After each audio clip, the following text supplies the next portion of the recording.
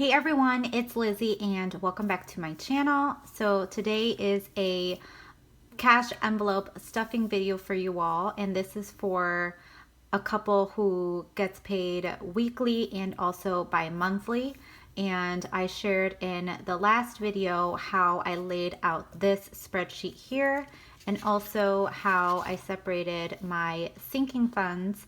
So if you want to see how I came up with these numbers, definitely go ahead and see that video. But there is one thing here that I wanted to note, which is the amount of money that I separated for my tithe. Now with this, I am no longer doing a cash withdrawal for this amount. I am just paying it directly from my bank account and giving it to the church. I just find it so much easier. The moment that we get paid, we can go ahead and just set that one-time giving or set up a recurring item if we want to do that, because our church has that capability to set up specific dates. So that makes it super convenient. Without further ado, I'm just going to go and dive into this cash envelope stuffing video for you guys. So the first envelope that is on this expense sheet is my grocery envelope, and I consider this an expense. This is something that we pay weekly, and we have a fixed amount for groceries, and that is $300. This is the amount that we set aside every month, and we break it down by the week, so that's $75. So that's what I'm gonna go ahead and stuff today's envelope. And I've already went to the bank, done my specific denominations of what I need. So a 50, a 20, and a 5. And we're just gonna go ahead and put this in here. Now, I did test out a few ways of budgeting, but honestly, the cash envelope strategy or method is the best option and the best method for us, because you can actually see how you're handling your money using cash. So if you are a newbie, if you are a beginner, you're wanting to get a hold of your money, I definitely recommend using the cash envelopes. It is a game changer for sure. So I'm going to go ahead and move this aside, and we're going to focus on what the sinking funds are. And I'm sorry that this is kind of far, but I hope you can kind of see the overview of what I am setting aside, and that's for this pay right here. So the 17th, and I'm just going to go line by line and stuff the envelopes. I made it easy for you guys to follow along. I put it in alphabetical order. I did star the ones that I am not withdrawing. So this is items that I am setting aside in the bank. I'm not doing a cash withdrawal. So that is gas, and that is what we're setting aside for our taxes, because that's going to be paid electronically.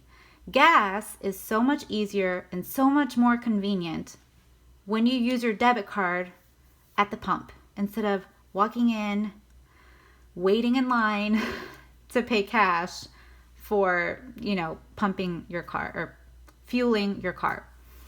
So we've decided that we are not going to withdraw the money for gas. We're just going to leave it in our bank account so that we can have that convenience. So that's what's been set aside for that, but I am not using cash, just FYI.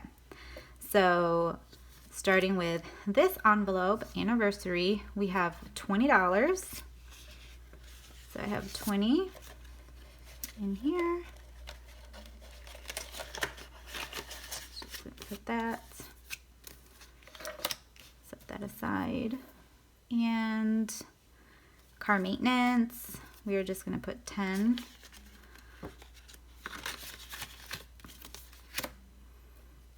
Christmas, we have 15, or 17, sorry.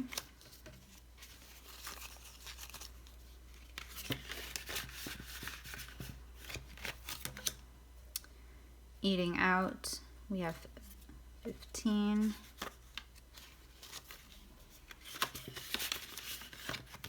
Oh, I just realized I should be marking these. All right. So we did that. Eating out. gas, we're not going to worry about. Gifts, it's 15.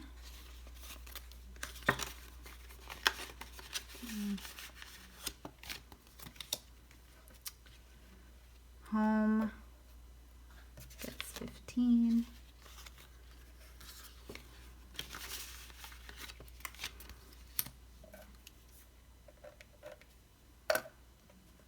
Spending gets 20. So that is for this pay. The remainder is from a prior cash withdrawal from my pay at the end of the month, but I definitely wanted to go ahead and film this piece for this particular paycheck so you can see like how everything is broken down. And that is it. This goes in our safe, and then this piece goes in my wallet so that we're ready to do grocery shopping and really like plan out what we're gonna buy at the grocery store. So for those who don't know, the grocery budget is for anything that's consumable, and it makes it kind of difficult, but if you are making a plan for the week, you can do it. You can totally do that. So let me know what method works for you. Do you all love the cash envelope method? I do. Like I said, we had tried for probably a couple of weeks a different method just to see how it compares to this method. We were doing like multiple bank accounts and like separating it aside, but I just couldn't handle it. So that's why we realized that certain things work well on a card, like leaving gas in our bank account using our card, and other things it's good to use cash, and it's more easy for us to track the spending. So I hope that that makes sense. I'm sorry that this is kind of short, but I did go into detail in a prior video. But let me know for sure if you want me to like break down how I came up with these numbers. I would love to do that. I think it's very helpful for especially people who are new to budgeting, college students, people that are just leaving high school. You're getting out into the real world. You need to learn how to manage your money. And I am so willing to share what has worked for me, what has not worked for me. If you're here until the end, I just want to let you know that I will be doing a giveaway in my next video. So make sure you subscribe, you hit the notification bell so you won't miss out on that. But I just wanted to throw that out there because I want to give back to you all.